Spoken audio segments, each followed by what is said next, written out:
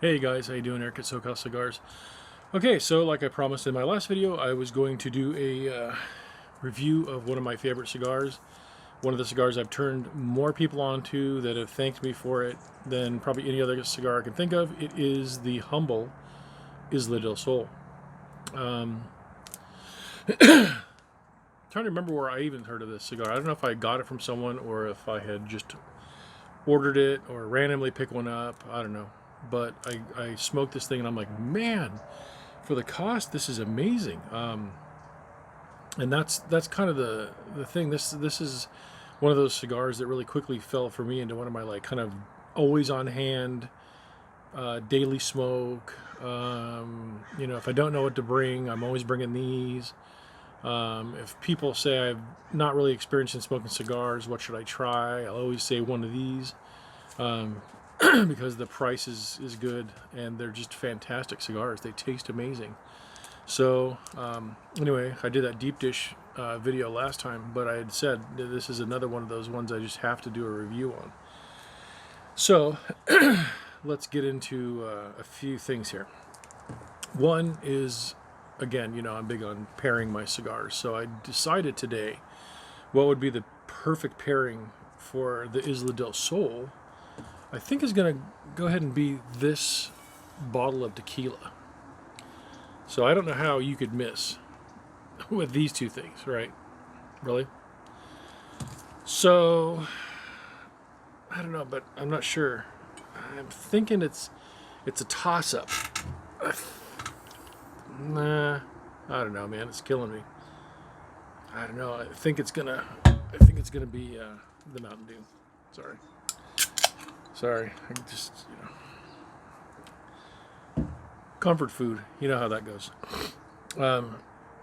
So anyway, let's get this thing started because I got a little bit to tell you about the Isla Del Sol. So let's, like I've showed you a million times, this is my little go-to gadget cigar bag. Gonna go ahead and use my DV, and then I will grab. And if you remember last time, I had not even checked my lighter and it ran out. I refilled this lighter, which is one of my favorites. So let's go ahead and open this little sucker up. And this is the Robusto size, so this is a 5x52. And for those of you who aren't familiar with what that means, it means it's 5 inches long, and that the ring gauge, or how big around it is 52 ring gauge. So if you ever want to go online, just look up a chart for like cigar ring gauge sizes, and you'll find a little chart that just shows all these little circles and a little number underneath. But that's what this means. So this is a typical Robusto. If you're going up into like 60 gauge, that's where you're getting into, what is that called? Gordo, I think they call that. And then if you get smaller, like into the 40s, you're looking more at like the Lanceros, things like that. So the ring gauge is just really how big around the cigar is. And then like this is, again, a standard 5 inches, like a Robusto. If you're getting into like, you hear like a 7-inch or like a Churchill, that's the 7-inch would be like a Churchill. Okay, so that's really all that means. Oh my God, I'm telling you. Always smell a cigar before you smoke it. I don't know why, but it's just awesome. It's just so good. Okay, so on this one, they got this little ring thing at the end that you take off, just a little decorative piece. Like I mentioned in my last video, people always ask why I haven't been licking my cigars. It's really, I think it's because of the coof. People are all paranoid now that if I lick my cigar and I use my cutter and then you need to borrow my cutter, that I've now transmitted all sorts of horrific diseases to you. Even though I don't have any, as far as I can tell. And I have been tested for the coof and I am negative. So at least I can tell you I'm not going to give you that. Anyway, no one's here. I'm by myself. And I'm going to use this and I'm going to lick this. And I do agree that sometimes when your cigars maybe get a little bit dry, maybe the humidity is a little lower than you'd like, licking the cap does tend to make it not fall apart a little bit, maybe. So why not? And if you're not really in the habit of passing this around, or you're by yourself, it really doesn't matter anyway.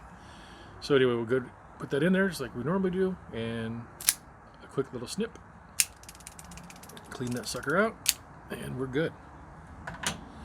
And there you go. You can see a nice clean little deep V cut.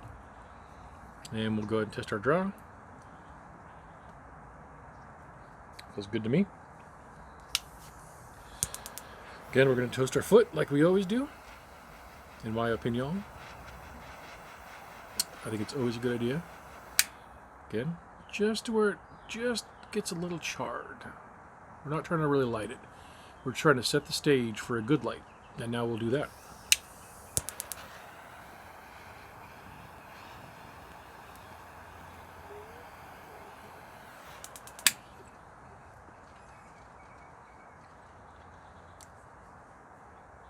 And every once in a while you get a little bit from the cut in your mouth. That's okay. Just spit it out.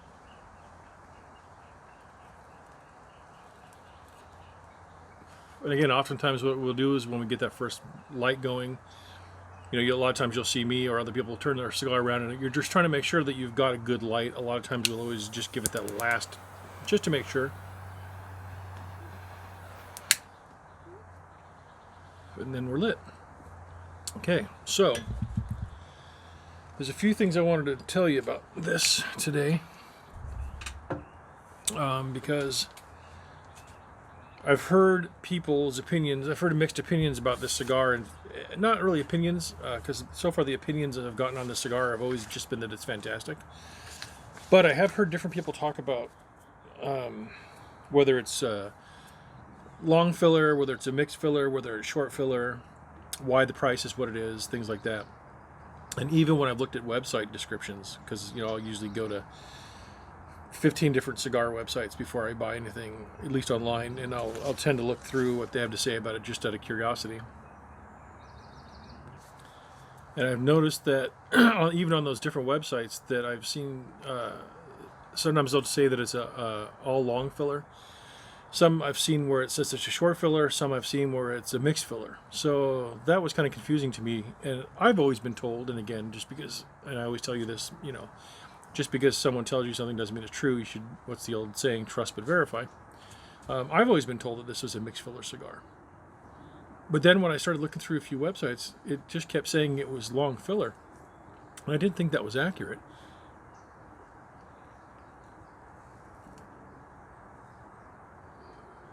So I looked it up, and I actually went to the source. I went to Drew Estates themselves. And so I've got a little note here, so I'm going to look down for a second. I want to give you this correctly. So here's what they say about this cigar. This is kind of the rundown. And again, I've already told you the size. This is the Robusto, so this is a 5x52. The wrapper is a Sumatra wrapper. The binder and filler is Nicaraguan.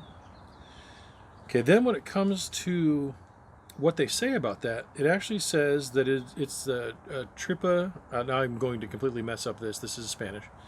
Danish I can speak much better than I can speak in Spanish. It says tripa mezcaldo, blend of Nicaraguan leaf. So when I looked up those two words, tripa apparently means filler, and mezcaldo means mixed. So from what I can tell from Drew Estate themselves, they're saying it's a mixed filler cigar of Nicaraguan leaf. Okay. Then when they talk about the infused blend, which is surprising to me on this website, their own website, because they usually don't tell you anything but botanical oils. That seems to be, insert that phrase here on every cigar. This one actually says, though, it says it's infused with Sumatran, and I'm going to mess this up, mandheling bean coffee. Which says it should impart mocha and coffee notes. So there you go.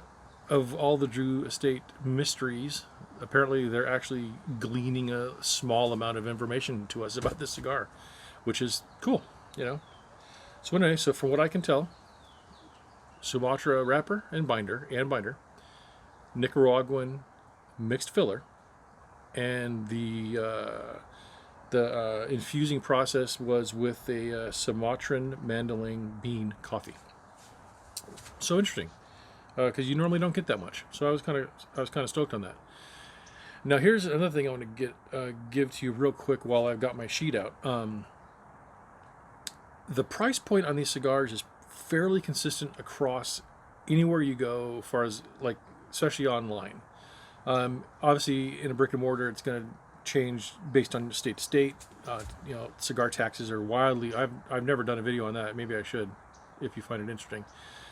Taxes on cigars are wildly different state to state, which you wouldn't think. You'd think it's be all relatively close. They're not. They're radically different state to state.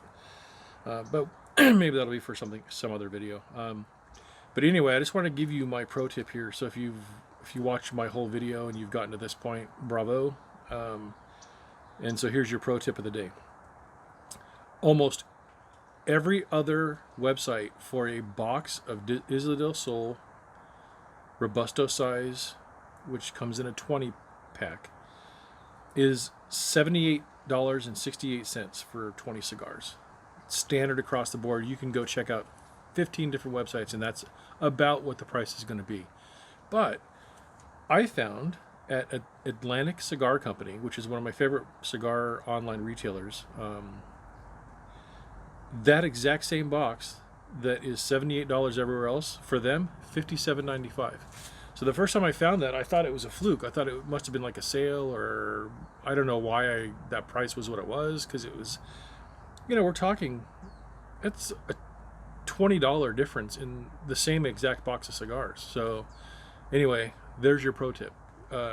Go check out any of the online or brick and mortar you want, but the best price I found is Atlantic Cigar Company. And as of today, because I checked today, $57.95 for a 20 box of Robusto size Isla Del Sols.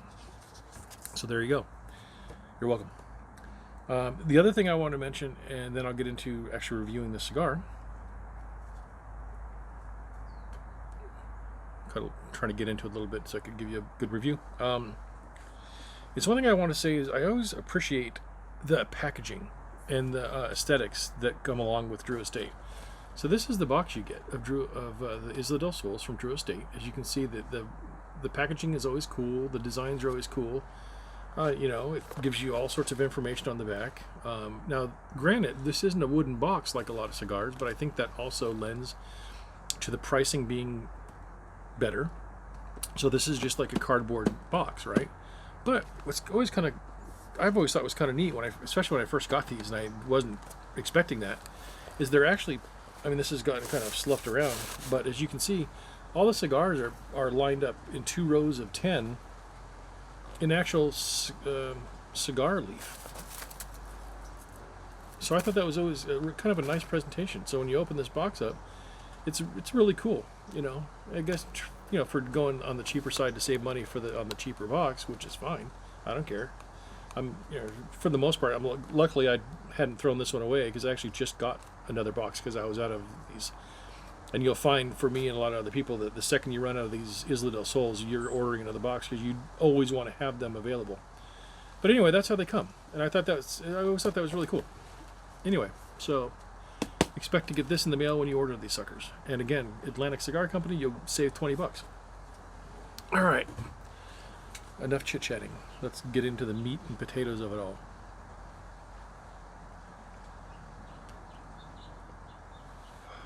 I'm going to ash this little sucker. So like most of the Drew Estate infused cigars, they literally list this, and I was surprised they actually said it this way too, because a lot of times they just say it's a sweetened tip. They actually call this a sugared tip. So you do get that really sweet, sugary. It's kind of funny I'm just putting 2 and 2 together in my own head, that I've mentioned several times that it almost tastes like sugar. Not just sweet, but it literally tastes like sugar, and that's what this is. It says it has a sugared tip, which you definitely taste even now, because I'm not that far into it, but I can still taste it. Yeah, you still get that sweet flavor. It's really good. Again, assuming you like this type of cigar. As far as the notes go that I'm getting, let's see what we can. I'm going to retrohale a little bit, see what we can pull out of this. Especially that they've already given us some hints on the mocha and coffee. Let's see if that's what we're getting.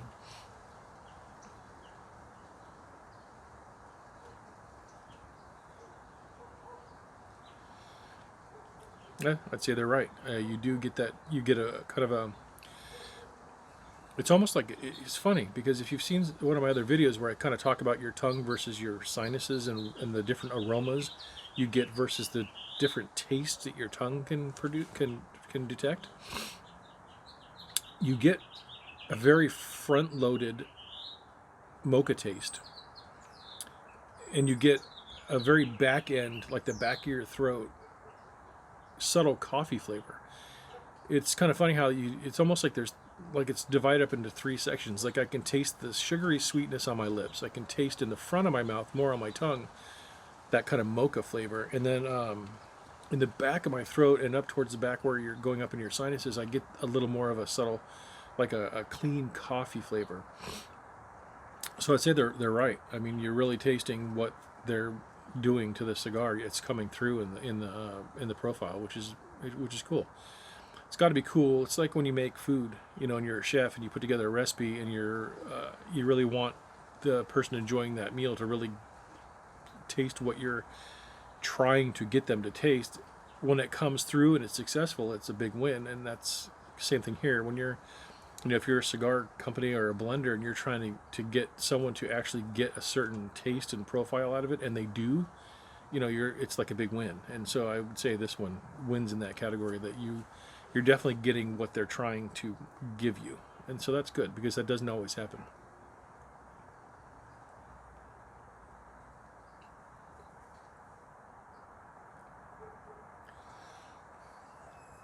Yeah, you do. You really get, because I took a bigger hit that time and I let it kind of really sit in the back of my throat. You're really getting that heavy hit of coffee. Not overpowering, but you really can taste it. And again, like I've said with a lot of these cigars too, I always they tend to be kind of earthy, and I think that's true on this one too.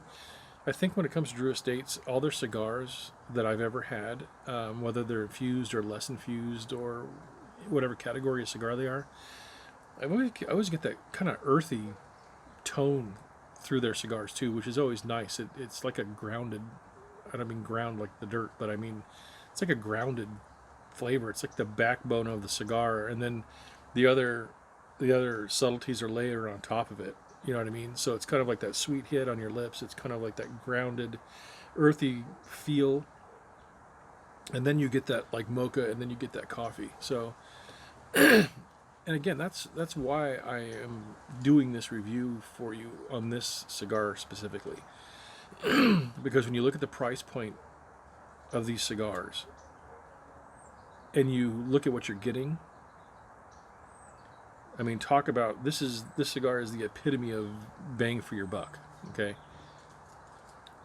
if you follow my channel, if you're one of my subscribers, then you already know my flavor profile, and a lot of yours are like mine, because you've communicated that to me, that one of the good things about me being able to recommend a cigar to you is that we're already on the same page as far as flavoring goes.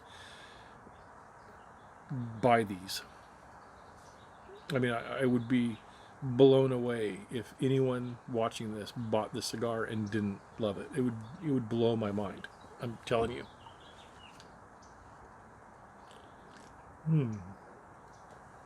And get a damn Mountain Dew in your mouth too. Talk about that sugary flavor and that Mountain Dew, and then that kind of coffee thing going on in the middle. Man, what a flavor explosion is happening. Awesome.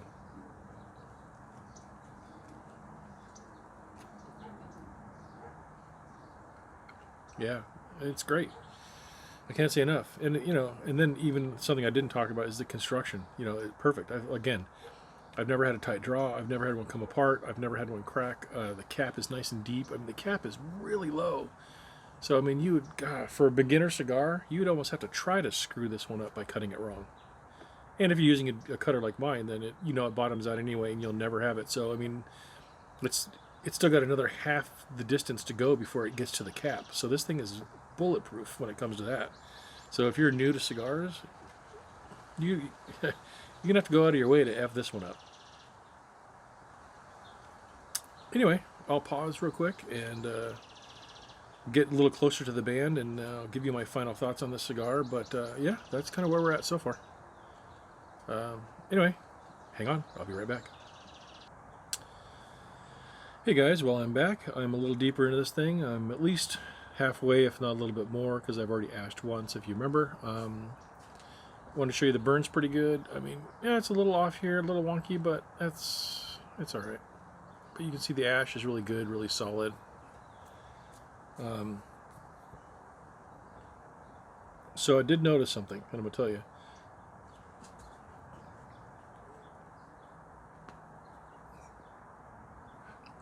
So I'd say the only thing that's really changed about this cigar, as I've smoked it down, is I'm starting to really get an aftertaste in my mouth, and not a bad one. I'm really getting that kind of mocha, and this is going to sound, I don't know, it's probably going to sound bad, but don't take it wrong. I almost taste in my, it's almost like as if you had gotten a few coffee grounds in your mouth and kind of got that, I don't know, that flavor from almost like from pure coffee grounds. It's a very strong kind of aftertaste I'm getting, but it's not in a bad way. It's almost like if you got like very high quality coffee grounds in your mouth. I don't know. It's going to come across weird to say that, but that's, I'm telling you, that's what it made me think of when I kept tasting this aftertaste. And it wasn't so much just coffee; it was like that kind of a mocha in the earthy part. But it almost tastes like, you know, because I know that there's different things you can have, like that. There's candies and stuff that have, you know, coffee in it that you're eating. So it almost does. It almost tastes like you got an aftertaste because you ate something like coffee-wise, and that's kind of the leftover flavor you're getting in your mouth. But it's not bad; it's good. You know, because it's not getting hit with any kind of like bitter, you know, bitter or burnt taste. It's just kind of that mocha and kind of a coffee ground taste. But like I said, in a good way.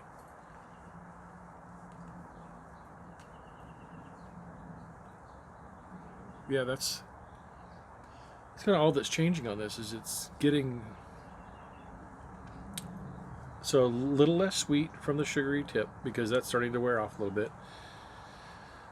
The front-loaded mocha flavor has gotten even stronger as I've gotten this thing smoked down. The subtle background, like back of your throat coffee flavor, that kind of clean coffee taste, is reduced.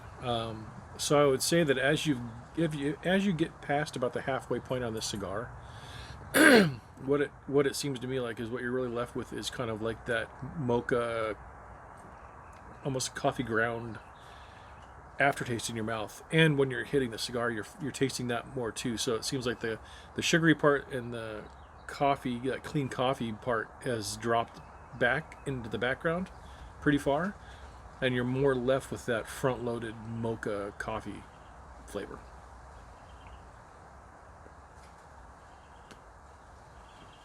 And again, for the price point on this cigar, and for what it is like I said, to me, this is a daily smoke. This is a inexpensive cigar. Pretty damn complex. If you noticed, even from my reviews in the past, I mean, a lot of cigars I review, they're not overly complex, and they also don't seem to change a ton. Look at this one. This is, sometimes you're getting $3 for a stick, and this thing has changed. It's got a lot of notes. They're very clear notes. A lot of times it's like, well, I think I'm sort of picking up this in the background. This is pretty coming through pretty clearly what the flavors are on this cigar. So like I said, man, again, if you're looking at a bang for your buck, it'd be hard to beat an Isla Del Sol from Drew Estates. I'm telling you that.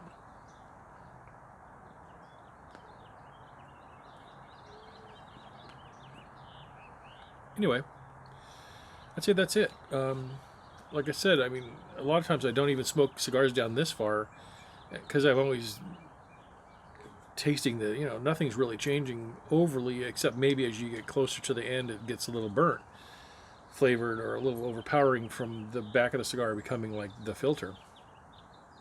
But No, this one's just holding that mocha and that kind of coffee ground flavor, which is great. I mean, this is this kind of cigar that you'll probably be tasting this cigar in your mouth for a couple of hours after you even finish smoking it. And again, most of the guys I know that I've turned this on to that smoke these on the regular, they take the band off and they smoke these till they can barely hold the damn things anymore.